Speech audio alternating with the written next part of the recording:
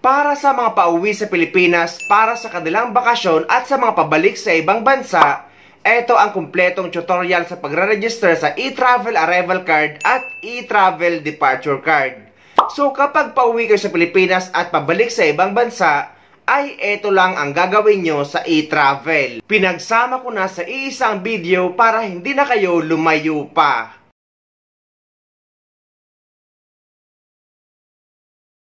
Dahil nga naglabas ang DICT ng advisory ng New Enhanced e-Travel app kung saan makikita ang CFO para sa mga Pilipino na pupunta sa ibang bansa na long-term migration at yung mga pupunta sa ibang bansa para sa kanilang foreigner na partner or asawa. Kaya dahil dyan gagawa tayo ng bagong e-travel registration tutorial para maipakita ko sa inyo kung may pagbabago ba o wala. Pero base sa pag-register ko guys, ay wala namang nabago. Pero may mga nabago lang sa features pero sa registration ay wala naman. Lalo na kung ikaw ay isang OFW. So, eto ang latest e-travel arrival card registration tutorial para sa mga uuwi ngayong 2025. So, para makapag-register na kayo ng inyong e-travel arrival card pauwi sa Pilipinas, ay pumunta kayo sa e-travel website na e-travel.gov.ph. Pero pwede naman kayo mag-register sa eGov app. Pero mas prefer ko sa e-travel website dahil mas madaling makuha. Na ilalagay ko ang website sa description ng video na ito para hindi na kayo magkamali at para hindi kayo mapunta sa fake website na nanghihingi ng bayad. Dahil paulit-ulit natin pinapaalala ng e-travel registration ay 100% free at wala kayong babayaran ni piso. At kapag napasok nyo na yung website ay ito yung lalabas. I-click nyo yan, click here. At lalabas ito. Sa may mga account na guys, diyan kayo sa sign in or sa login. Sa mga wala pa, diyan kayo sa baba sa create account. At ilalagay nyo ang personal information nyo. Pero sa may mga account na or nakagawa na ng account at hindi nyo na mabuksan, ay pwede naman kayo gumawa ng panibagong account gamit ang ibang email address. At take note guys, sa mga nagtatanong, kung paano daw kung nakauwi na ng COVID-19 na nakagawa na ng e-travel registration. Kailangan pa din daw ba gumawa ng account? Ang sagot guys, ang e-travel account or ang paggawa ng e-travel account ay nagsimula lang ng February 1, 2024. So kung nakauwi ka ng COVID-19 time at nakagawa ka na ng e-travel, ay hindi pa yung consider as account. Dahil noon ay pwede ka mag-register direct sa e-travel gamit ang kahit anong email address. Pero guys, ngayon simula February 1, 2024 ay kailangan nyo na gumawa ng e-travel account at permanent account nyo na yan sa e-travel. So, bawat travel nyo ay dyan na kayo magre-register or magde-declare ng new travel declaration kung pauwi man sa Pilipinas or pabalik sa ibang bansa. So, sa may mga account na nakagawa na ng e-travel account simula February 1, 2024 hanggang ngayon, at uuwi kayo sa Pilipinas ay kailangan nyo lang mag-login sa inyong e-travel account.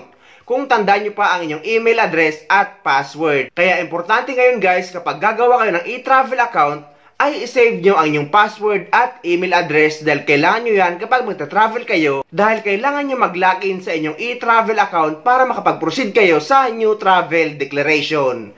Pero sa mga wala pang account at walang idea kung paano gumawa ng account, ay meron akong video tutorial guys na ilalagay ko sa description ng video na ito na napakita ko doon kung paano mag-register sa e-travel or gumawa ng account mula sa umpisa.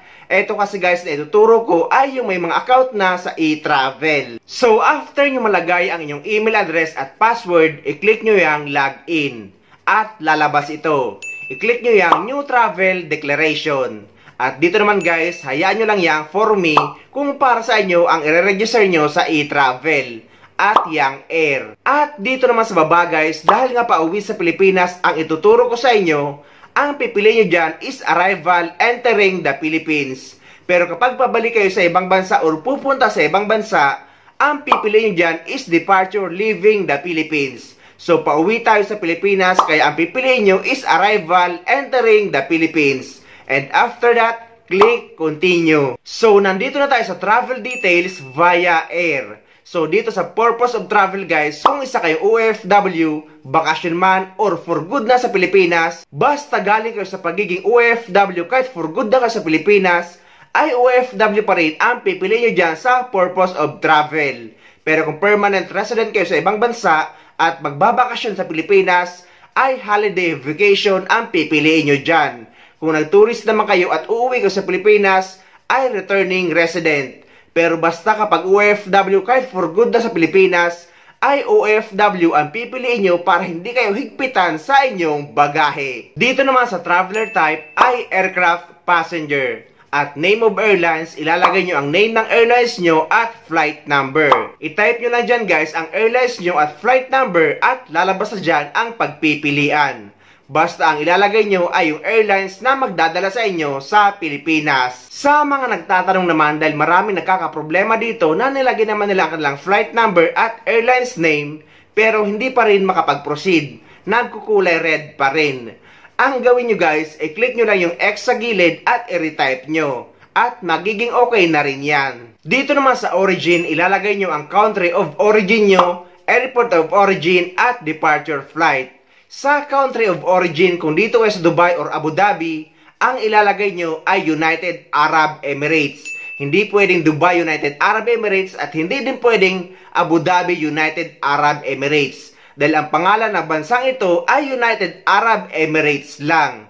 At dito naman sa airport of origin, for example, Dubai Airport kayo, ay ilalagay nyo dyan ay Dubai Airport.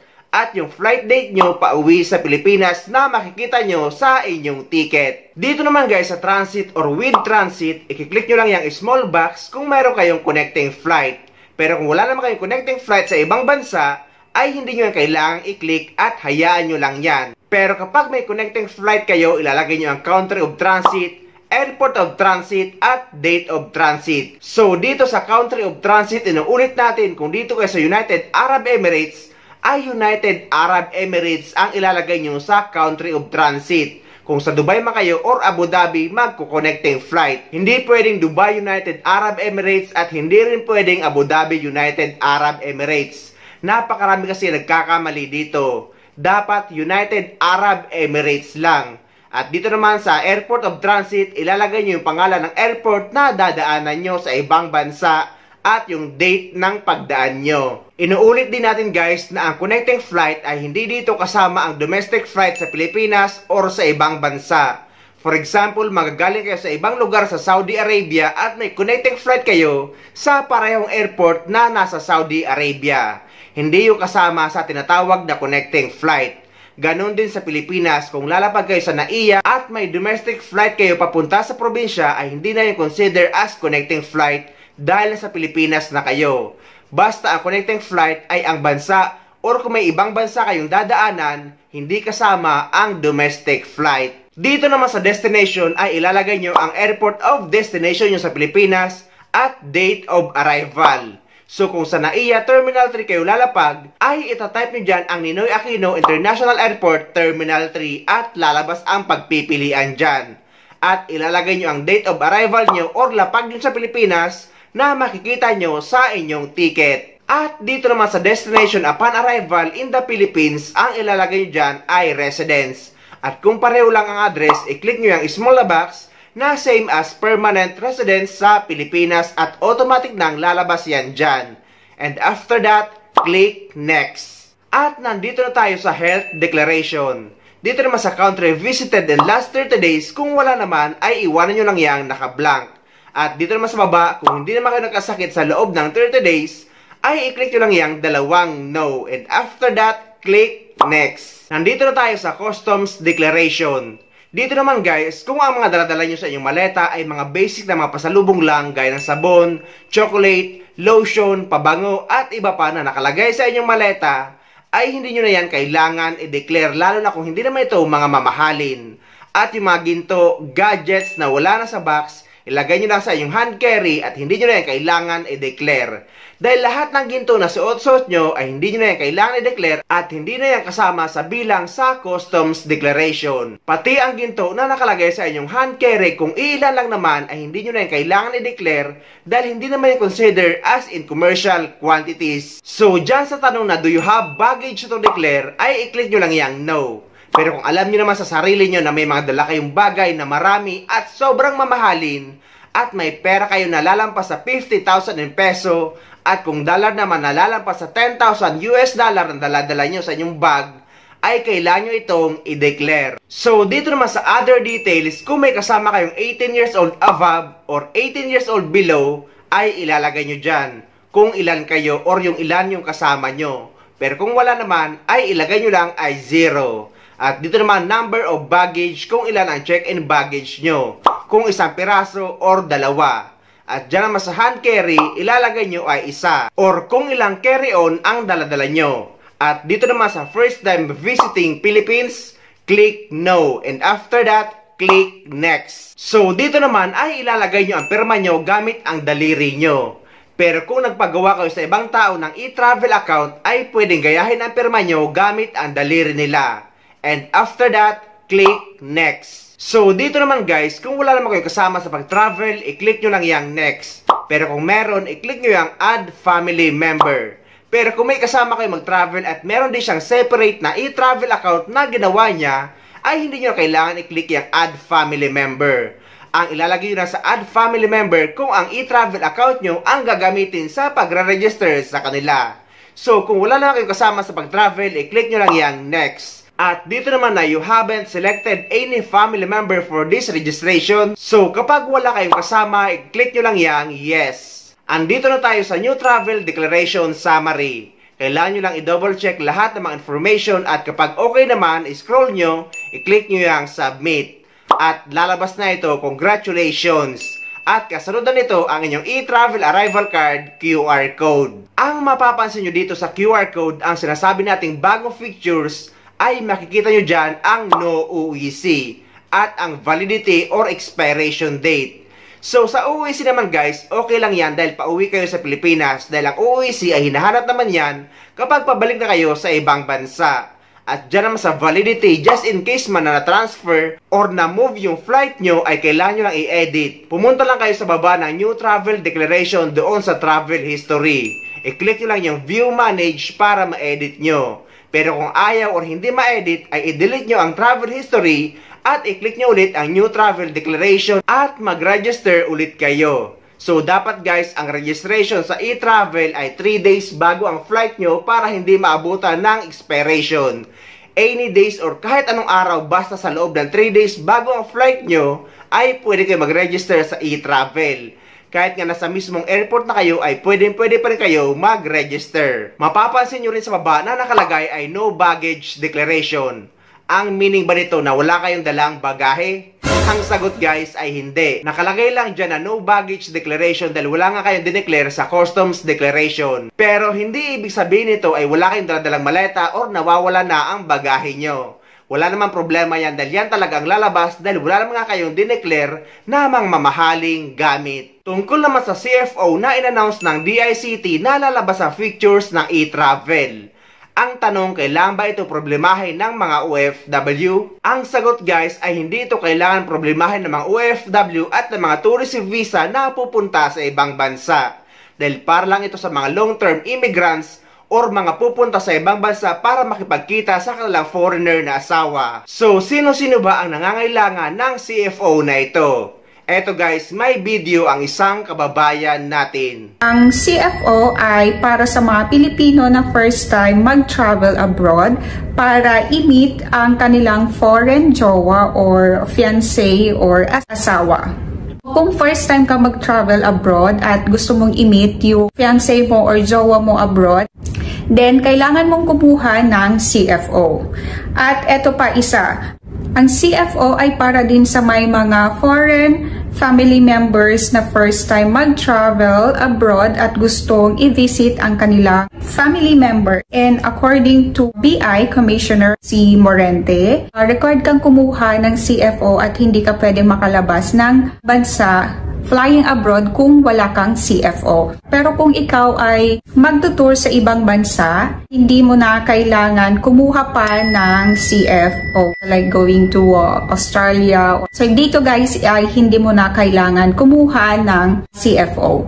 So yung tanong nyo kanina na kung kumukuha ba ako ng CFO.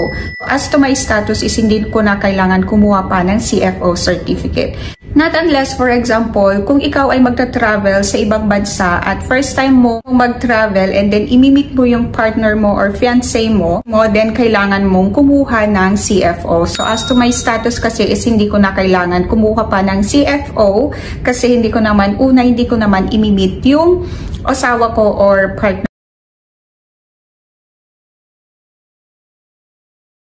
Nakagawa na nga tayo ng video tutorial ngayong 2025 para sa e-travel arrival card.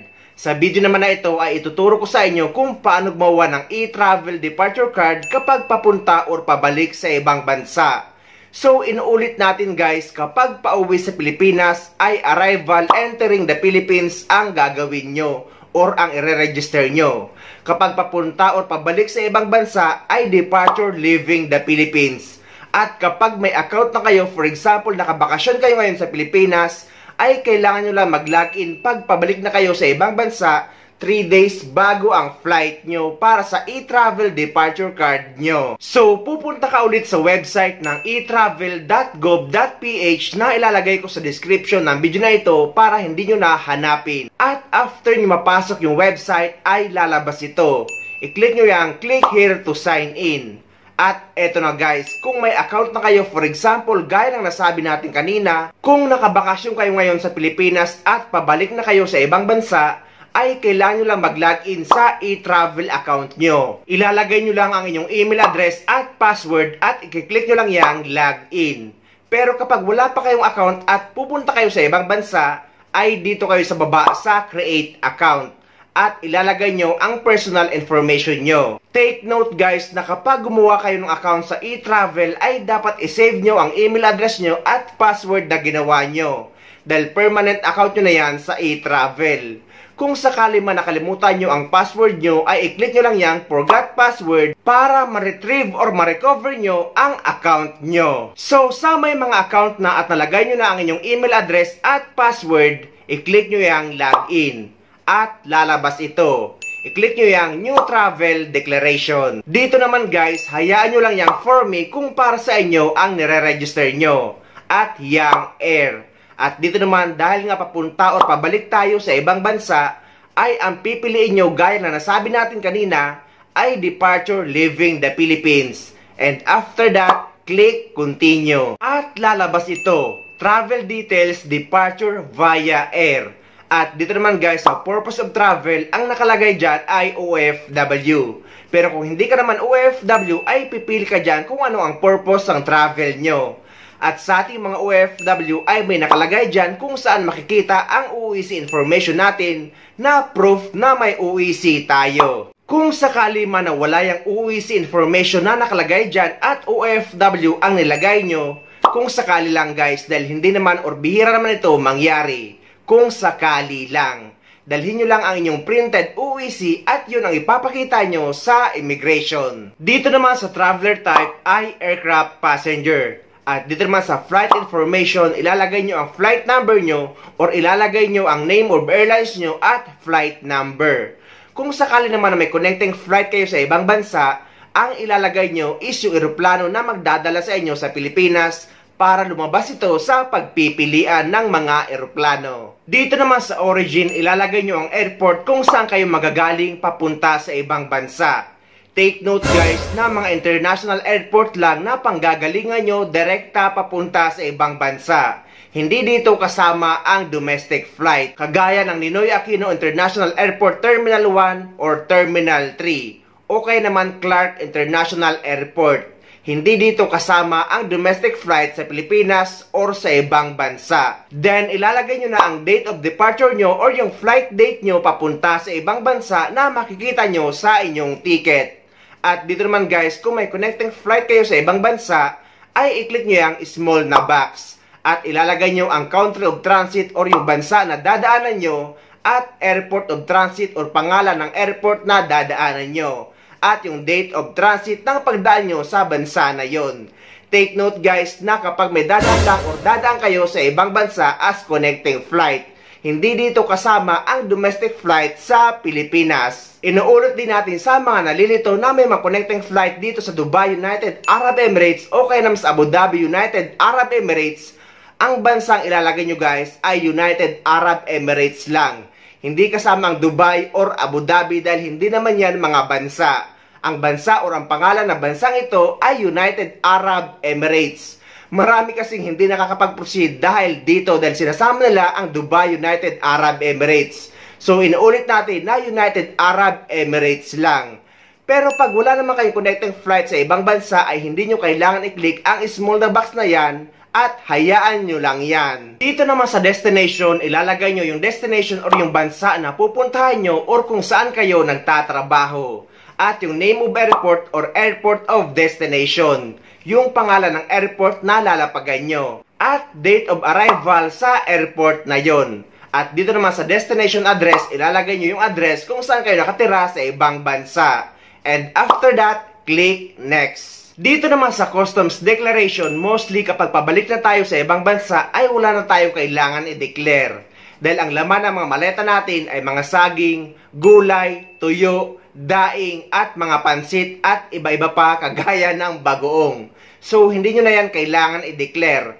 Scroll nyo lang at i-click nyo lang yung no sa tanong na do you have baggage to declare.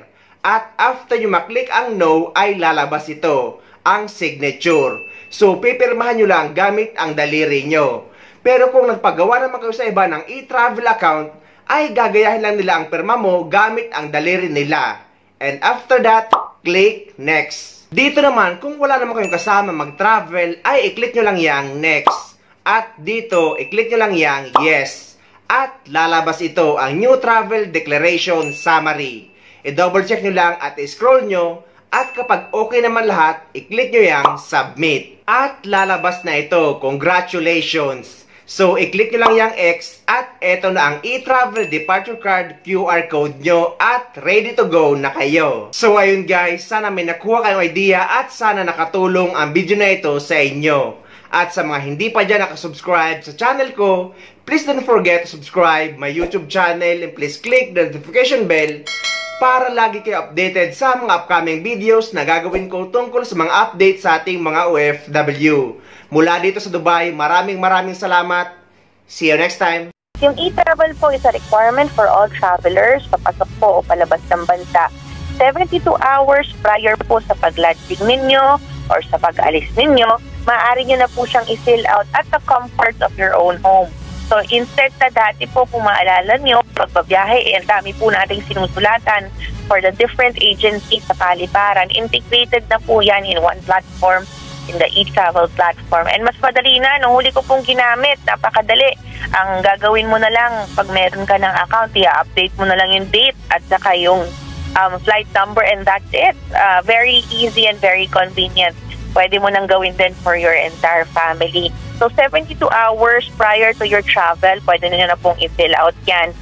What we recommend is, i-type nyo na po directly sa browser ninyo, etravel.gov.ph. Ulitin ko po, etravel.gov.ph. Kasi marami po yung mga kumakalat na fake na mga websites na naniningil ng halaga. Ang e-travel po ay libre. Wala pong binabayaran for that. So, you can fill it out po 72 hours prior to your travel. And yung mga e-gate po, buti po nabanggit ninyo. Pag dumadating po yung ating mga kababayan, we highly recommend that you take advantage of the e-gate. Kasi malaking bawas yan. Kasi minsan po, parang alanganin yung mga kababayan natin na magpunta doon sa mga e-gates natin dahil new technology ito, kumbaga. But it's very convenient, it's very fast. Just wipe your passport and that's it. Malaking bagay po na mabawasan yung travel na, yung processing time natin from the usual 45 seconds, it can go as low as 8 seconds per passenger. So napakalaking bagay po ng mga electronic gates natin. GM, yung e-travel, may nakita akong isang vlog na hindi na raw kailangan ng e-travel pagpalabas. Kailangan mo raw yung e-travel pagpabalik. Totoo ba yun? Well, sa ngayon po, hindi pa po totally na pinagbabawal o pinapatanggal po yung e-travel. Pero maganda na rin po nakahanda sila kasi sasabihan naman din sila ng airline na siguro 72 hours before patulong na lang sila kung hindi nila alam gamitin.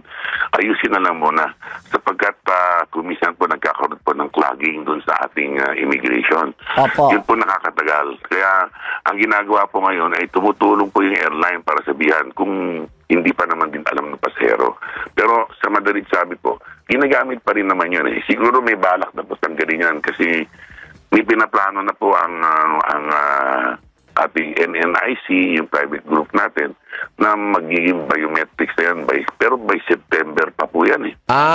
Okay. So para lang malinaw, sa ngayon, kailangan Tuloy. pa rin ng Oo. e-travel mo pagpaalis at pabalik. Hindi pa implemented 'yon, natatanggalin na yung palabas. Pabalik na lang daw ang kailangan ng e-travel. So hindi pa po. So kailangan pa rin September ng daw. e-travel palabas at pabalik. Opo. Ayun, Ayun. para lang Klaro, malinaw. Sa ngayon, klaro. sa ngayon. Oo. Ngayon, kung may Opo. babaguhin man, i-anunsyo yan ng NNIC.